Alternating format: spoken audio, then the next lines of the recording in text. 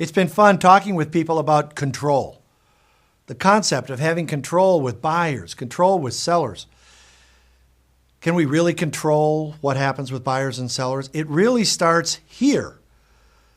That's what I call career control. And you know, after more than 30 years in this business, I realized that one thing that's happened for me is I've found a way. I've found a way to survive and thrive and prosper and reinvent over all these years. You know, a lot of the ideas I've been sharing on controlling situations with buyers and situations with sellers are not new. They're ideas that are proven over time. And in the same way, the ideas I would share with you about career control are not new ideas. They've been proven because people have failed and fallen down and had to get up lots of times over the past few years. So if for the first time you're dealing with headwinds in the market, you're dealing with uncertainty, not just in buyers, but in you, you've come to the right place. Yes, I specialize in career control.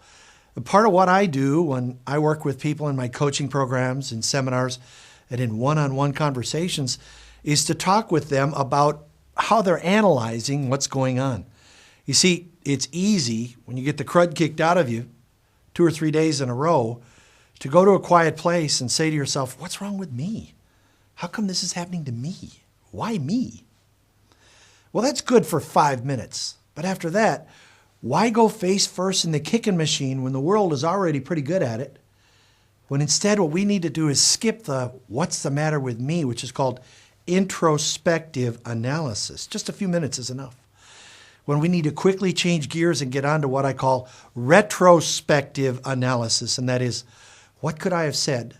What could I have done that would have gotten the sale? Next time, and that's the key, next time, how would my presentation be different? Next time, would I call before I came? Next time, would I have stayed longer? Would I have asked one more time for the business? Next time.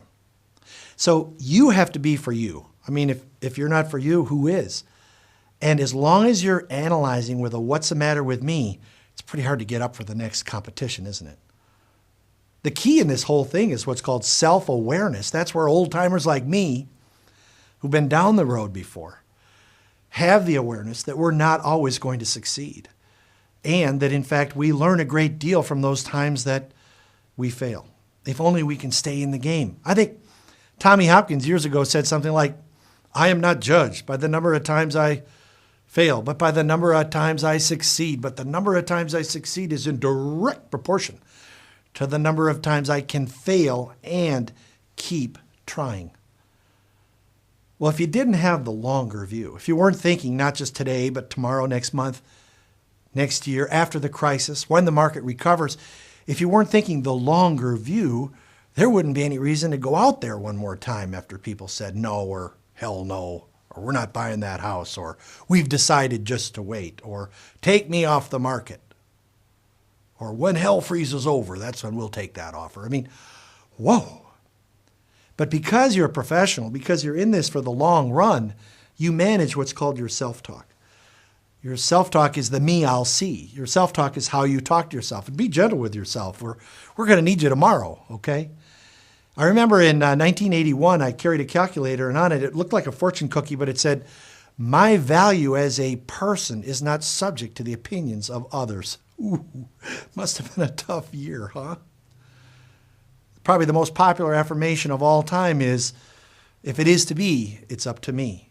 One of my favorites is, I face the future knowing that my greatest problems are behind me, and in front of me is opportunity. Whew. Man, is that the right way to prepare for a day? I think so. If you've never had an opportunity to give yourself a fair shake, if you've never had an opportunity to see how a positive self-talk, the me I see is the me I'll be, you should see how that self-talk infects and affects your sales talk. Because in many sessions, I'm talking to you about what to say to buyers, what to say to sellers. But perhaps the most important dialogue is the one you have with yourself, your self-talk. Because a strong self-talk leads to a strong self-image, which leads to powerful sales talk.